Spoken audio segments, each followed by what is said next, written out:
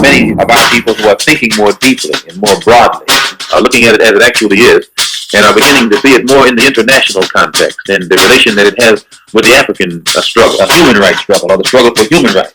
And as such, we can then take it into the United Nations. And bring about the freedom of these people by any means necessary. Because the enemy will use mobilization to demobilize us. Mobilization is very easy. Very, very easy. Because since we're people who are instinctively ready to respond against acts of injustice, anytime there's one little act of injustice, we can blow it up and we'll find people who come and make some mass demonstration around it. Miss Sally lost her job. Let's rally. She'll get her job back. People will come and rally.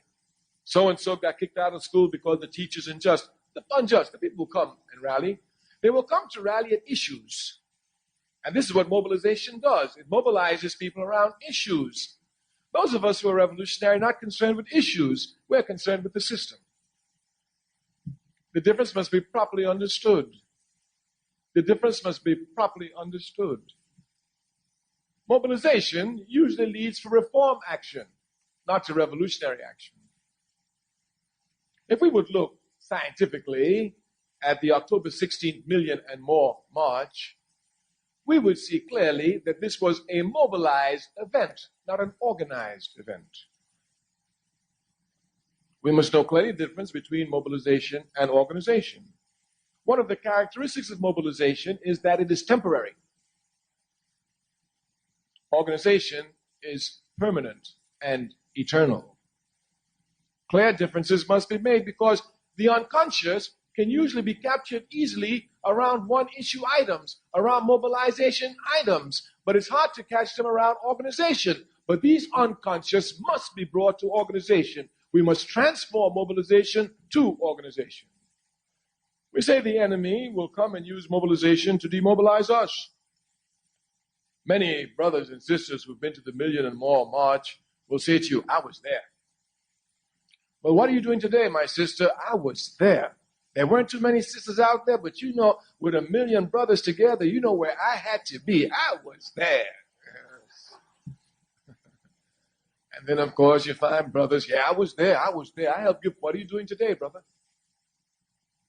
If we're not careful, we allow mobilization to become events. Family, and welcome to We Charge Colonialism. We are an organization of Pan-Africanists who are fighting for total liberation of African people in the United States from colonialism. One of the big things that we try to push is the recognition of this system being colonialism, and if you need any better example of that, you should see what's going on inside of this country today that has the whole world in shock, has the whole world protesting. But this is the norm. This is what a colonized state is. Whenever you have police violence, whenever you have a race of a people who are oppressed, from the White House to Wall Street to our neighborhood, whenever you have a system that operates together to create that type of atmosphere, that is the condition of colonialism. So we have to fight the system as one that we are inside of, and not one that is some type of abstract system that we could try to just integrate into, if that makes sense. So what I want to talk about today in the spirit of what's going on is when Black liberation becomes trendy. And I mean that because right now we see Black liberation being a trendy thing. A lot of companies, CEOs, Fortune 500s are essentially going out and putting out these statements saying, oh, we're against racism, we're against police violence, we're against, or we're pro Black Lives Matter. There are a lot of capitalist institutions who are now doing things to basically jump on board this George Floyd incident and try to use it to capitalize on their image. Because if you know anything about, Wall Street, if you know anything about these Fortune 500 companies, a lot of it is just PR.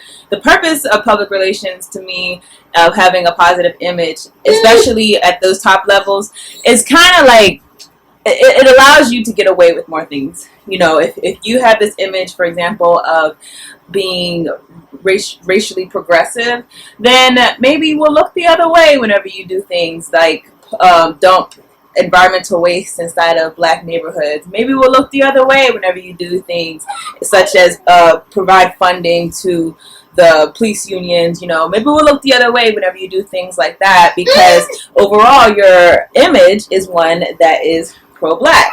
That is how PR works. It's essentially to cover up whenever a company is going to do things that go beyond that type of purpose, and it is to give a shield to them almost. You can't say that I'm racist because, hey, I was down with the George Floyd protest, and forget the fact that I had nothing to say on a lot of other issues. Forget the fact that I also had prison labor making my clothes or making my products. Forget all of those things because, I spoke up in this one incident. Therefore, you're going to forget the whole thing that I've been doing all this time. But it's not just the companies. Of course, you have the celebrities and a lot of people who probably ordinarily wouldn't speak out, feeling emboldened. Because one thing you should learn about the way that the human mind works is that whenever it comes to doing something quote unquote radical, you don't want to be the first one to do it. It's much easier to jump on board when someone else does it than it is to actually be the first one. So now that you have a lot of people protesting, more and more people feel like it's safe to say, oh, I support Black lives, or I'm against police violence. These are things that could have always been said, but in this atmosphere, it's safe to say those things. So the question for us, being the ones who are colonized, being the ones who are victimized, has to be, is there any benefit to having Black liberation be a trend? Is there any benefit to it being globally accepted? And my answer to that is it depends. It depends. Is this going to be something that is the case for right now, with the liberal media and in the media? Or is this something that is going to continue? Is the conversation going to get deeper? Is the conversation actually going to address the things that aren't easily discussable? For example, it's easy to say that a cop putting his knee on the neck of a man for 9 minutes is horrible.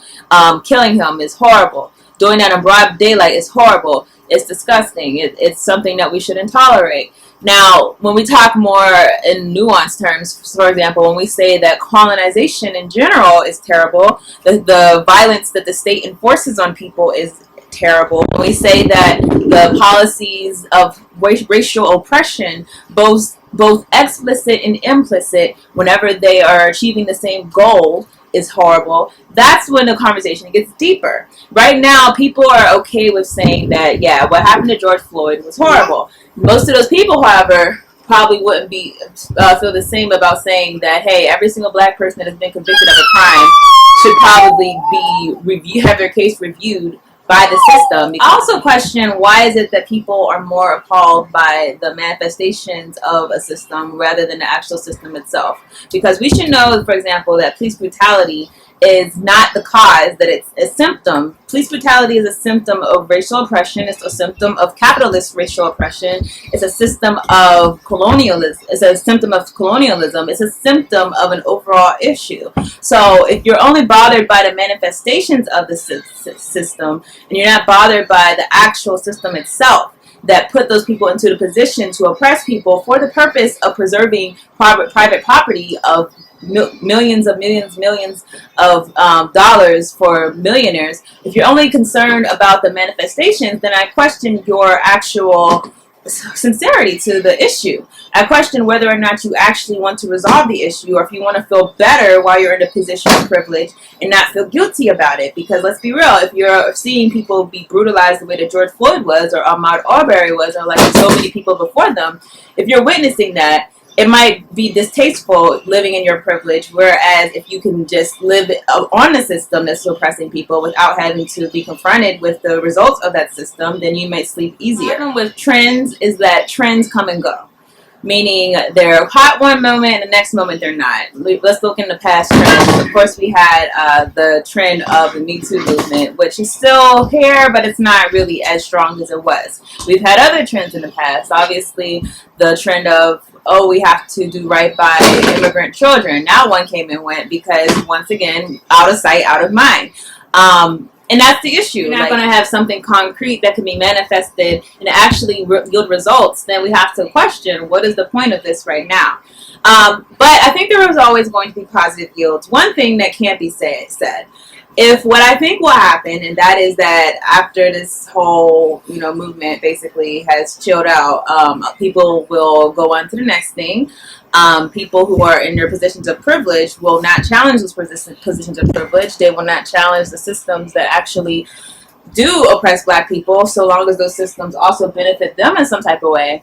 If that happens, which I do believe will happen, because history to me is the best way to predict the future, and we know that has happened in the past. A lot of those hippies that were marching with the Black Panther Party, they got real jobs, and they went into corporate America, and they now are living lives of luxury, while a lot of our comrades from the Black Panther Party some of them are still in jail, some of them are living on bare minimum, so that's happened before. And if it happens again, what's going to happen is that Black people will get the short end of the stick.